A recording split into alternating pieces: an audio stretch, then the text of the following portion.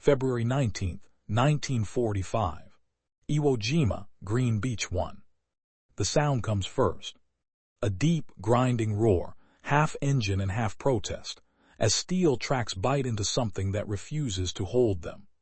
The ground is not sand, not soil, but crushed volcanic ash, black, fine, and unstable, swallowing boots to the ankle and vehicles to their axles.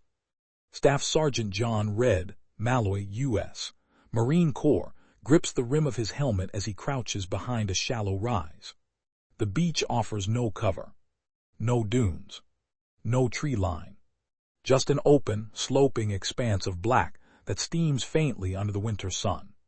Ahead of him, an M4 Sherman tank lurches forward, its nose dipping, its tracks churning uselessly for a heartbeat before clawing again. Someone yells, "She's bogging down." Malloy watches the tank sink another inch. Behind him, the sea explodes. Naval gunfire from battleships offshore. Nevada, Idaho, Tennessee crashes. Inland, with a concussion that hits the chest like a hammer. The Marines had expected silence after 3 days of bombardment. They had expected rubble, smoke, maybe a few dazed defenders. Instead, the island wakes up. From the slopes of Mount Suribachi, from camouflaged apertures carved deep into the rock, Japanese artillery opens fire. Mortars drop with a hollow whump. Machine guns stitch the beach with invisible lines of death. Men fall into the ash and disappear as if swallowed whole. The tanks are supposed to change that. The Sherman ahead of Malloy is from the 5th Tank Battalion, its olive-drab hull already streaked with black dust. Welded to its sides are improvised metal plates, extensions bolted onto the tracks. They look crude, uneven, something an engineer might have sketched in a hurry aboard a transport ship. They are the difference between movement and death. Inside the tank, Lieutenant Jack McCarthy, 24 years old, West Point class of 44, braces as the driver guns the engine. The tachometer climbs. The hull shudders. Ash sprays out behind them like water. "Easy, easy," McCarthy mutters, knuckles white on the periscope rim. The tracks finally catch. The tank crawls forward again, climbing a shallow incline that had stopped bulldozers cold just hours earlier. The extensions spread the weight, preventing the Sherman from digging itself into a grave. It isn't fast. It isn't graceful. But it is moving. And movement on Iwo Jima is survival. High above, in a reinforced concrete bunker cut into Suribachi's northern face, Sergeant Hiroshi Tanaka of the 109th Infantry Division presses his eye to a slit barely wider than a hand. He has been told the Americans will bring tanks. He has been trained to let them pass, to strike the infantry instead. But this is not what he expects. The tank is climbing. Not on packed earth, not on coral, on loose volcanic ash that shifts even under the weight of a man. Tanaka watches the tracks widen, flex, grip, like claws finding purchase where none should exist. He hears another Japanese soldier whisper behind him, disbelief breaking discipline. "Senshi ga nabat uru," the tanks they're climbing. The Americans had studied photographs of Iwo Jima for months. They had known the beaches were bad.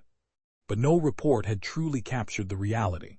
Ash so soft that foxholes collapse, so hot beneath the surface that it burns bare hands, so unstable that even the dead cannot stay buried. On D+0, everything bogs down. Trucks, artillery, stretchers, men. The Marines adapt the only way they know how, by improvising under fire. Combat engineers from the Seabees and Marine Pioneer units work behind the lines, welding steel. Extensions onto tank tracks, scavenging metal, bolting, torch cutting, experimenting while shells fall around them. There is no manual for this terrain. No precedent. Only trial, error, and bodies. By midday, tanks with modified tracks begin pushing past the beachhead. They crush Japanese firing positions with point-blank 75mm rounds. They provide mobile cover where none exists. Marines run behind them, pressed low, using the Sherman's bulk as a moving wall. Every yard is paid for. Tanaka watches one tank take a direct hit. A shaped charge round detonates against its side, blasting ash skyward. For a moment, the tank disappears. Then it emerges, scarred, blackened, but alive, and keeps climbing. Inside, McCarthy coughs as dust fills the compartment.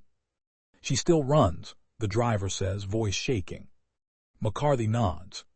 "Then we keep going." By nightfall, the beach is no longer just a killing ground. It is a foothold. A fragile one, but real. The Japanese defenders had built Iwo Jima to bleed infantry dry. They had counted on terrain as much as weapons. The ash was supposed to trap the Americans, slow them, make them easy targets. No one had planned for tanks that refused to sink. As darkness falls, the Shermans idle in place, engines ticking, steel coated in black. Marines dig in around them. Above, Suribachi looms, still undefeated. And both sides understand something profound has just happened. The island has not stopped the armor. It has only delayed it.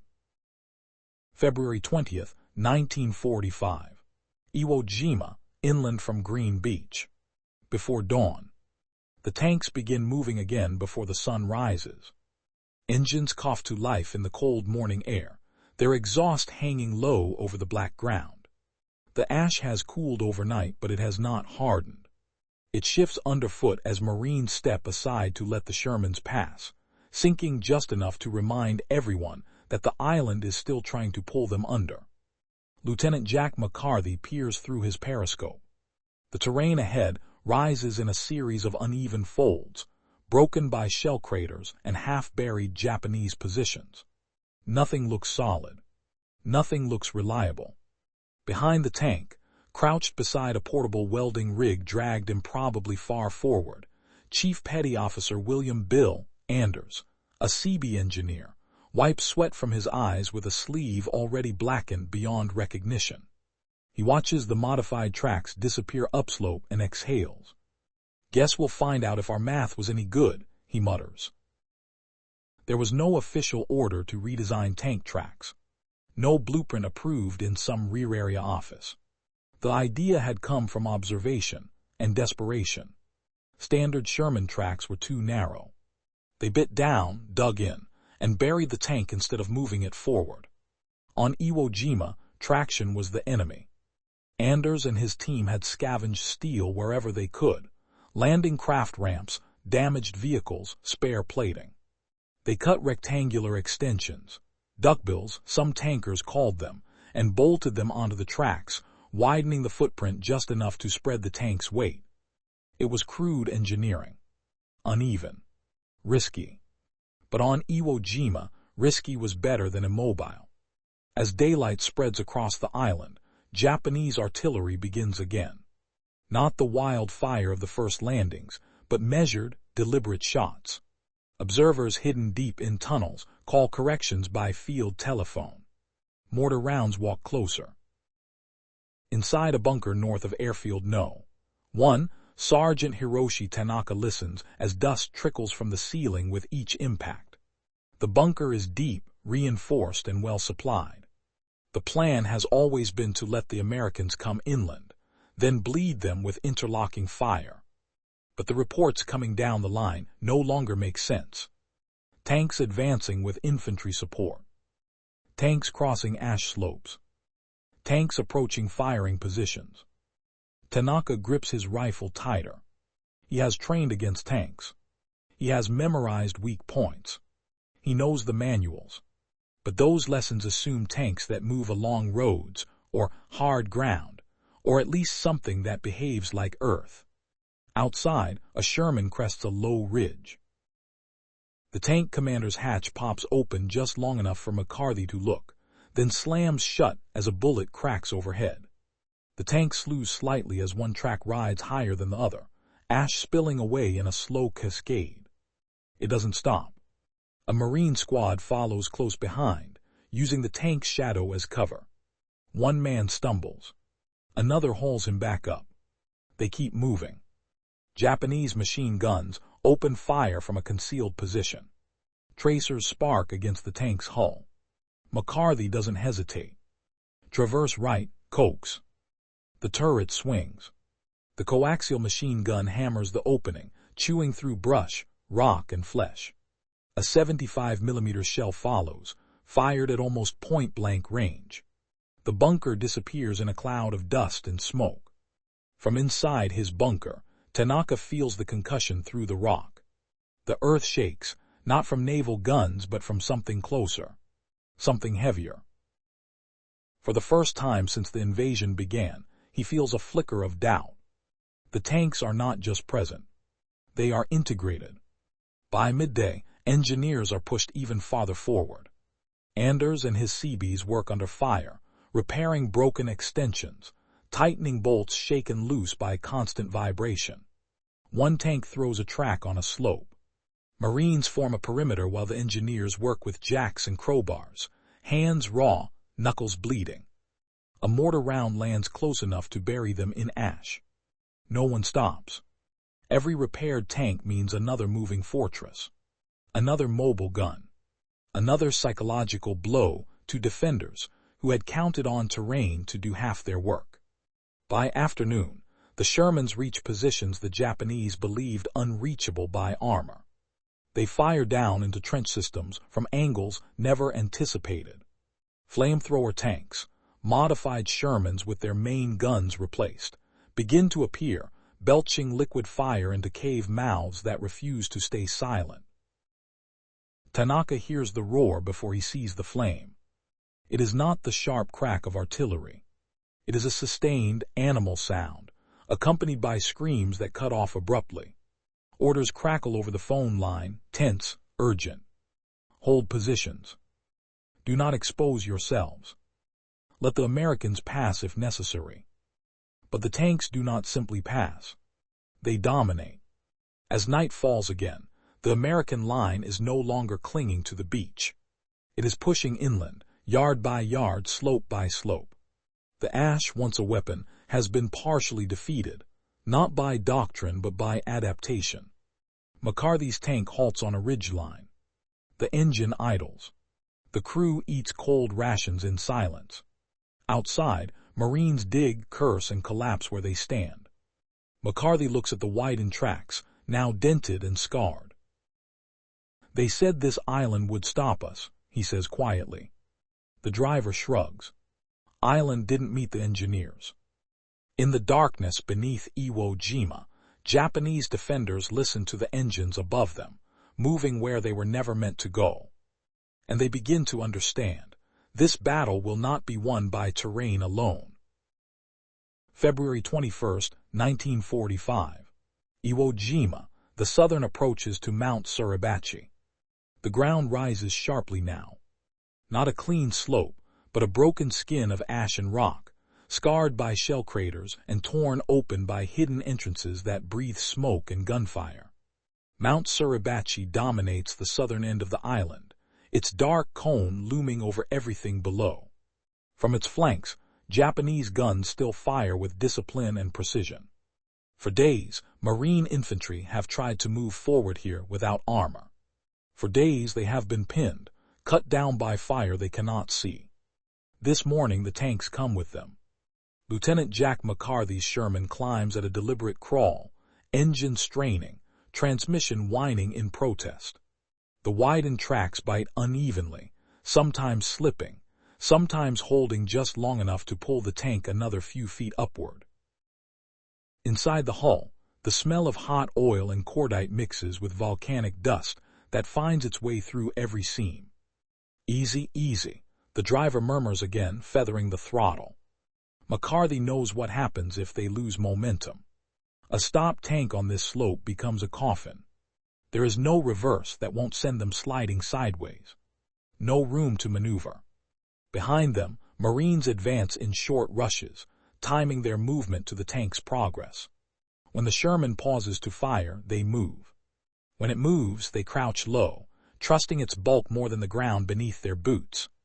From a hidden position halfway up the mountain, Sergeant Hiroshi Tanaka watches through binoculars taken from a fallen officer. He has seen tanks before. In China. in training films.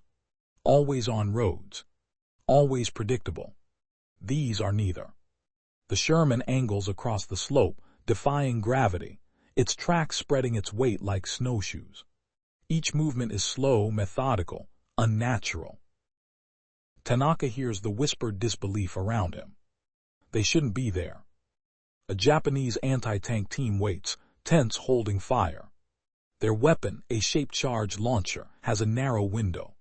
Too far and it will fail. Too close, and they risk being crushed or burned alive. The tank comes closer.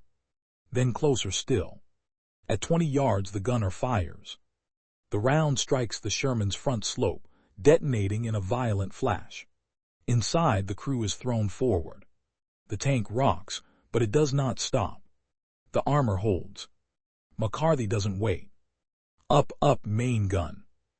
The 75mm fires, the recoil slamming through the hull. The Japanese position vanishes in a spray of ash and shattered timber.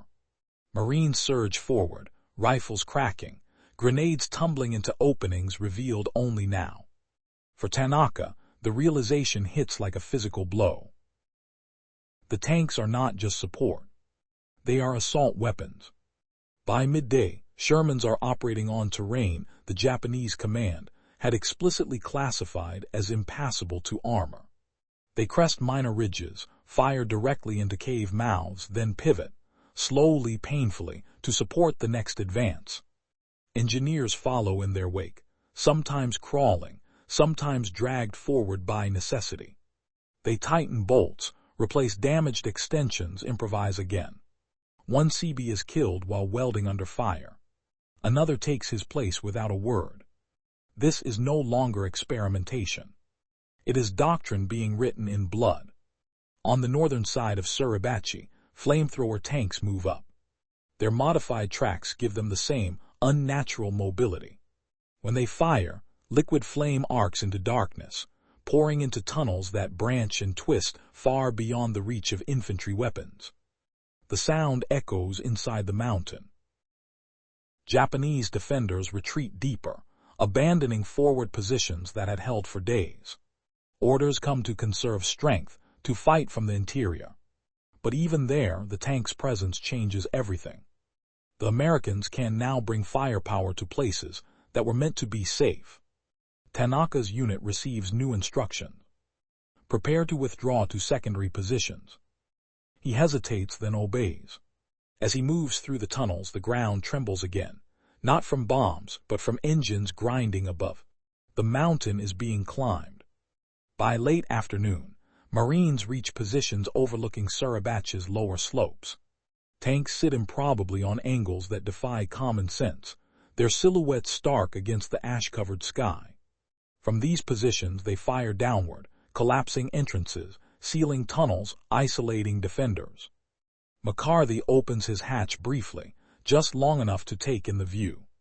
The black ground stretches behind them, marked by track scars like claw marks across the island. "We weren't supposed to be here," the loader says quietly. McCarthy nods. Neither were they. As night falls, the tanks hold their ground. Engines idle. Crews sleep in shifts, knowing that if they shut down completely, restarting on this slope might be impossible. Below, Japanese soldiers listen to the unfamiliar sound of armor above them, where no armor should be. The mountain has been compromised. And for the first time since February 19th, Mount Suribachi no longer feels untouchable. February 22, 1945. Iwo Jima, slopes of Mount Suribachi in the Central Plateau. Dawn comes gray and low, the sky heavy with smoke and ash. The island smells of burned powder and sulfur, a stench that seeps into uniforms and lungs alike. The black ground is no longer pristine. It is scored with track marks, shell craters, and the outlines of collapsed positions. The tanks are still there. Lieutenant Jack McCarthy's Sherman sits at a precarious angle, its nose slightly uphill, its widened tracks half buried but holding. The engine has been idling all night, the crew sleeping in turns, afraid to shut it down and lose what little ground friction they have earned. When McCarthy climbs halfway out of the hatch, he sees Marines already moving forward, silhouettes bent low, rifles slung, packs heavy. They no longer glance back at the tanks in disbelief. They expect them now. That change is subtle, but decisive. Further north beyond Suribachi, American units push toward Airfield No. 1. The terrain here is flatter but just as treacherous. Volcanic ash still swallows wheels and boots, still clogs weapons and lungs. Yet the Shermans advance, spreading their weight, maintaining momentum, acting as anchors around which the infantry maneuver. Japanese resistance stiffened. From reinforced concrete bunkers and interlocking trench systems, defenders pour fire into the advancing Marines. Mortars fall with brutal accuracy. Machine guns rake the ash, carving invisible lanes of death. Then the tanks answer. A Sherman lumbers forward, its main gun firing again and again at point-blank range. Each shot collapses another firing slit, another carefully prepared position. Flamethrower tanks follow, their operators trained to hold the flame just long enough, no more, no less, turning tunnels into furnaces. Inside one such tunnel, Sergeant Hiroshi Tanaka crouches in darkness as heat rolls through the passages like a living thing. The air becomes unbreathable.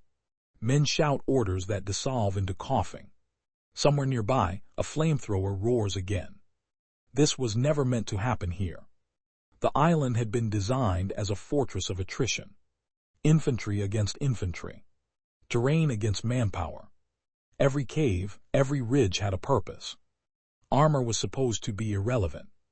As the day progresses, the psychological weight of the tanks becomes as important as their firepower. Japanese soldiers hesitate where they once stood firm. Positions that would have held for days are abandoned after minutes of sustained tank fire. Marines sense it. They begin coordinating instinctively with the Shermans, hand signals, shouted directions, quick taps on steel hulls.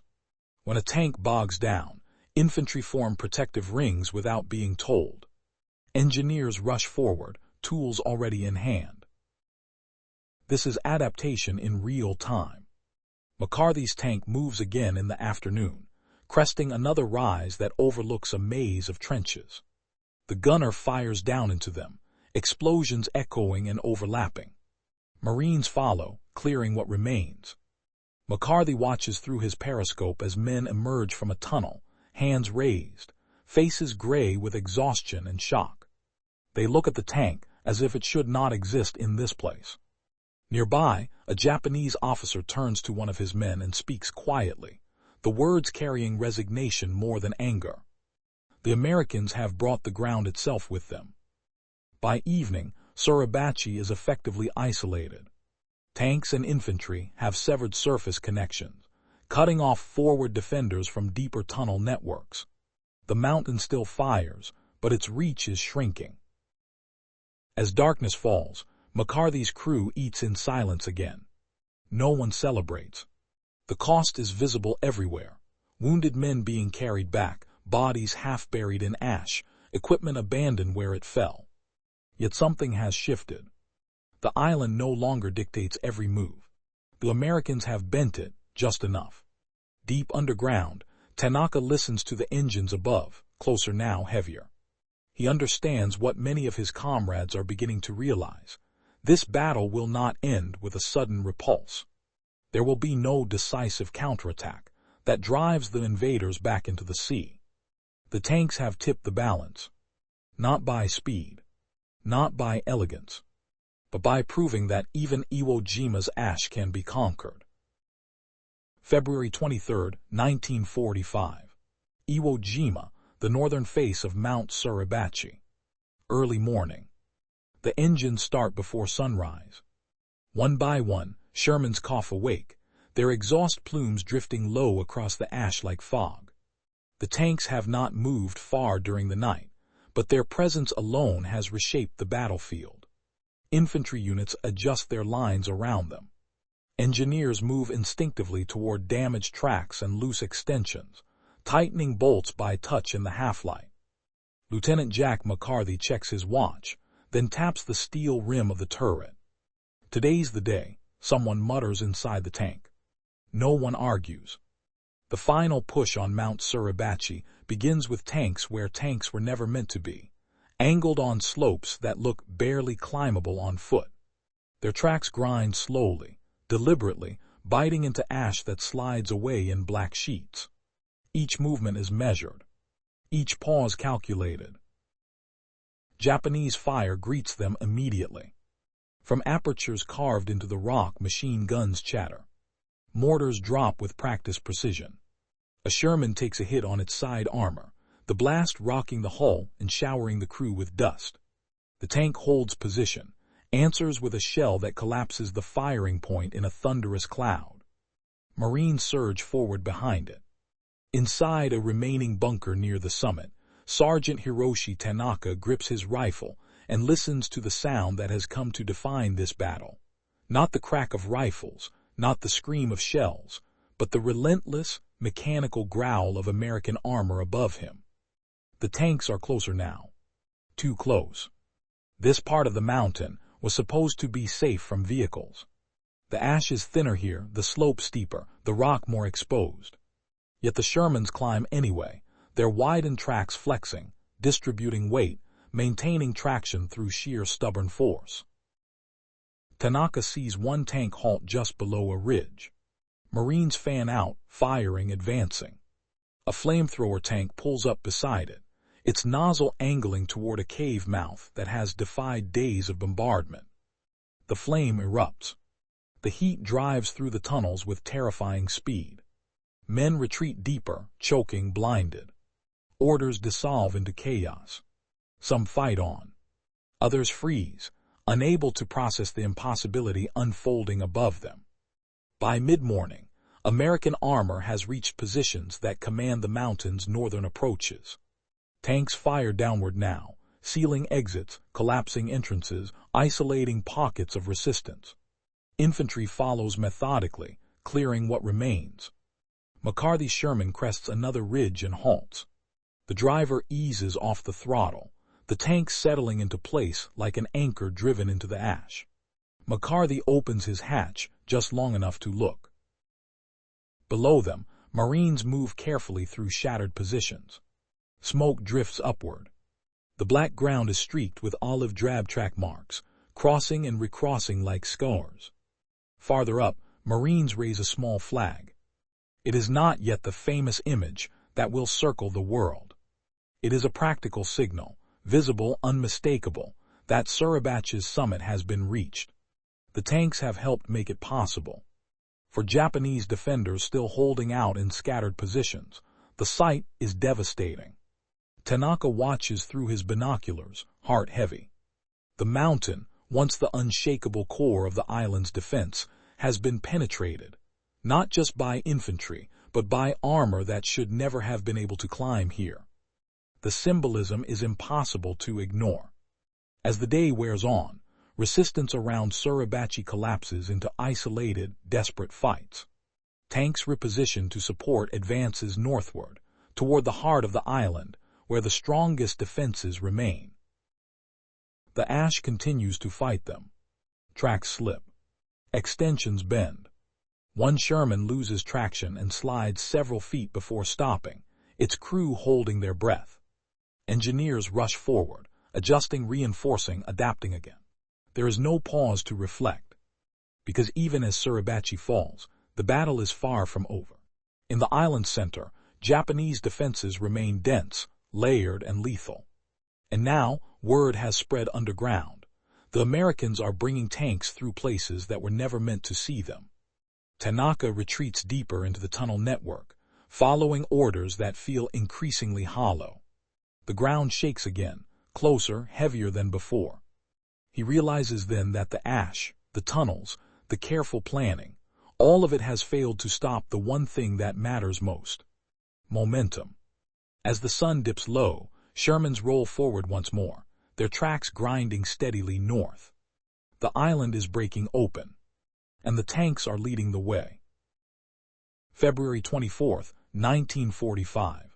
Iwo Jima, the central corridor between airfields No. 1 and No. 2.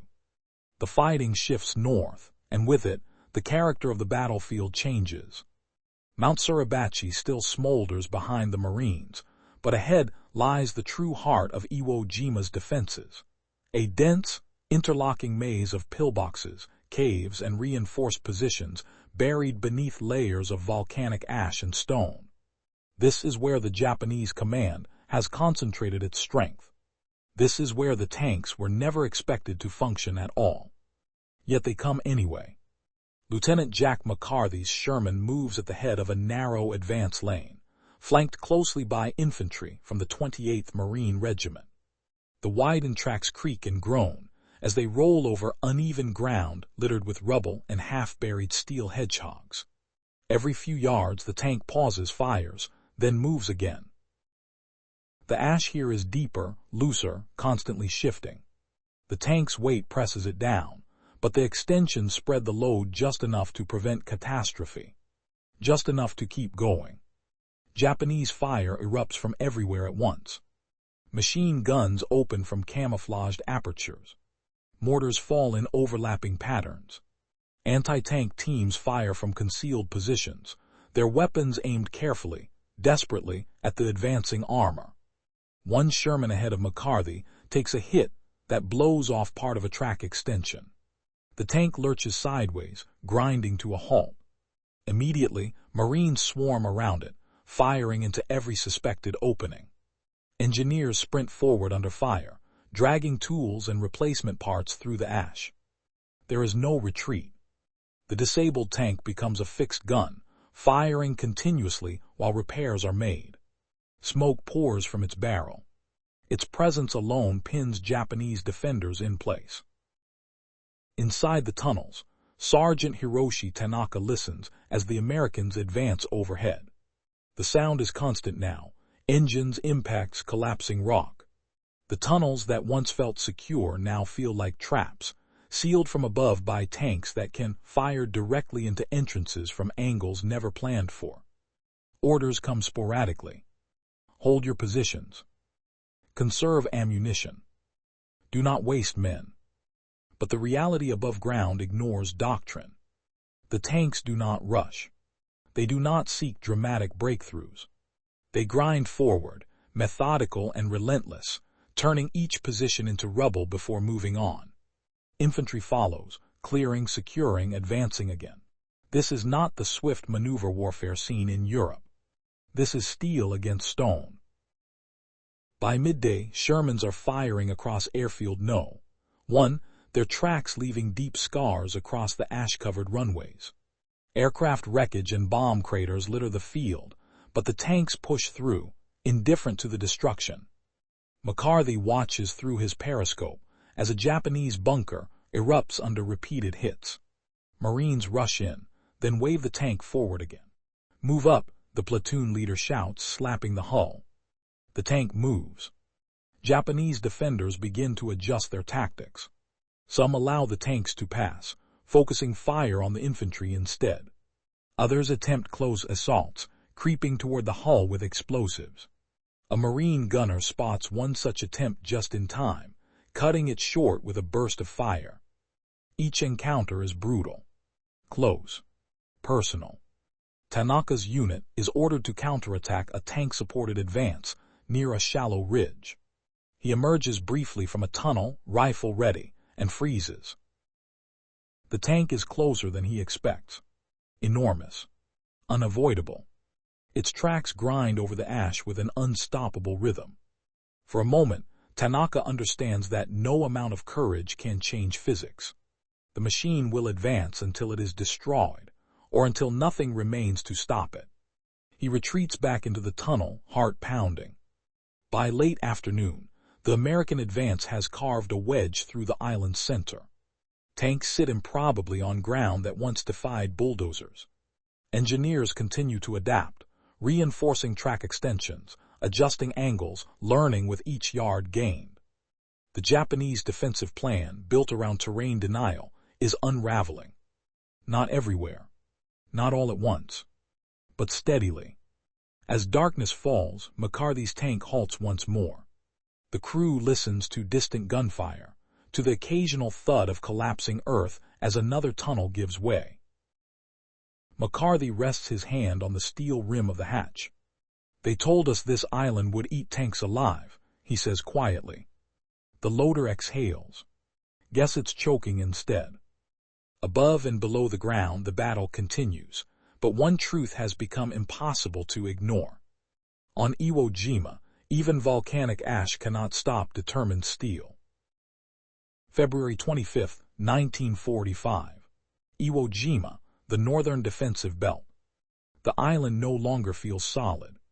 What once seemed like an unbroken fortress of stone and ash has become a patchwork of shattered positions and isolated strongpoints. The ground trembles constantly now, not just from artillery, but from movement. From tanks advancing where silence once ruled.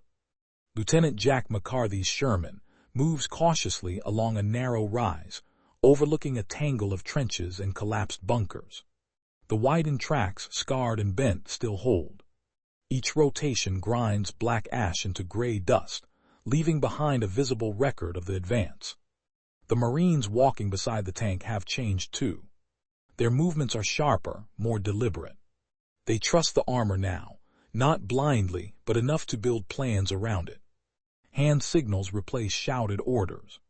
A tap on the hull sends the tank forward. A raised fist halts it. This coordination has been earned under fire. Japanese resistance, though still fierce, shows strain. Machine gun fire erupts, then falters. Mortar rounds come less frequently. Positions that once fought to the last now go silent after a few minutes of sustained tank fire. Inside the tunnel network beneath the northern defenses, Sergeant Hiroshi Tanaka sits against a rock wall, helmet off, hands shaking slightly. The tunnel smells of smoke, sweat, and burned powder. Supplies are low. Communication is sporadic. The tanks have changed everything. They block exits, collapse entrances, seal routes that once allowed movement between sectors. Each time Tanaka's unit relocates, they find another passage destroyed, another escape denied. Orders arrive that feel final. Hold until the end. Tanaka understands what that means. Above ground, the Shermans advance again.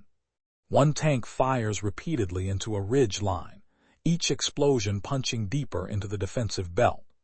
Marines rush forward in its wake, grenades and rifles clearing what remains. McCarthy watches a bunker disappear under sustained fire. He feels no triumph, only the grim satisfaction of momentum maintained. The ash no longer slows them as it once did. The track extensions, once experimental, are now standard. Crews know how to handle the slopes, when to accelerate, when to pause. Engineers have refined their designs, making repairs faster, stronger. Adaptation has become routine. Japanese anti-tank efforts grow more desperate. Soldiers attempt close assaults, crawling through ash toward the hulls. Many never reach them. Those who do face overwhelming fire from infantry, working seamlessly with the tanks. The result is inevitable. By afternoon, large sections of the northern defenses are silent. Smoke drifts from collapsed tunnels. The constant roar of engines moves steadily forward, marking the line of advance. Tanaka's unit receives its final instruction. Prepare for last engagement. He tightens his grip on his rifle and moves toward a remaining firing position. As he emerges, he sees an American tank less than 50 yards away, angled improbably on uneven ground, its gun already trained. The sight drains something vital from him. This machine should not be here. Yet it is. The tank fires. The world becomes light in noise. As evening falls, McCarthy's Sherman halts once more. The crew sits in silence, listening to the battlefield quiet in patches, an unfamiliar sound after days of constant combat. They know the battle is not yet over. Pockets of resistance remain. The island will take weeks more to fully secure. But the outcome is no longer in doubt. The volcanic ash, once the island's greatest ally, has failed to stop the advance of American armor. The tanks have reached the breaking point of Iwo Jima's defenses. February 26, 1945. Iwo Jima, the Northern Plateau. Morning. The battlefield wakes slowly. Smoke hangs low over the island, drifting across shattered ridges and flattened airfields. The constant thunder of previous days has softened into scattered gunfire, sharp, isolated, final. For the first time since the landings, there are moments of near silence. Lieutenant Jack McCarthy sits half out of his hatch, helmet pushed back, eyes scanning a landscape that no longer looks like a fortress. The black ash is churned gray now, compacted by thousands of boots and hundreds of tons of steel. Track marks crisscross the ground in every direction, proof of something the Japanese defenders believed impossible. The tanks are everywhere. They sit on ridge lines, at crossroads of trench systems, beside collapsed cave entrances. Their widened tracks, bent, scarred, repaired again and again, still grip the ground. What began as a gamble has become a defining feature of the battle. Infantry moves forward with them, clearing the last organized resistance. Engineers follow, methodical, almost calm now, cutting into rock, sealing tunnels, making sure nothing reopens behind the advance. In a shattered tunnel complex beneath the plateau, Sergeant Hiroshi Tanaka lies wounded, the fight around him finally faded. The roar of engines that haunted his nights has moved on, northward, beyond his reach. He thinks of the planning that went into this island, the months spent carving tunnels by hand, the certainty that terrain itself would be decisive. He had believed it. Everyone had. But the Americans did not fight the island as it was supposed to be fought. They changed the terms. They adapted steel to ash, weight to instability, engineering to terrain that defied logic. Above ground, McCarthy's tank advances one last time that day, cresting a low rise overlooking the sea. The engine idles as the crew waits for orders. Marines fan out below, signaling that the area is clear. McCarthy looks down at the tracks, at the crude extensions that made this possible. "They'll write manuals about this," the driver says quietly. McCarthy nods. Hope they never have to use him. By now, Japanese resistance is fragmented, fierce in places, non-existent in others. The defensive concept that depended on impassable ground has collapsed. Tanks have rendered safe zones unsafe, depth meaningless, and assumptions fatal. The volcanic ash did not stop the armor. It taught it. In the days that follow, American forces will continue grinding north until Iwo Jima is finally secured. The cost will remain staggering. The island will not give itself up easily. But one truth has already been burned into the black ground. On Iwo Jima, American tanks climbed where they were never meant to climb, not because doctrine said they could, but because engineers dared to try, crews refused to stop, and infantry learned to move with steel through a landscape designed to kill them. For the Japanese defenders, it was incomprehensible. For the Marines who fought there, it became a lesson written permanently in ash and steel.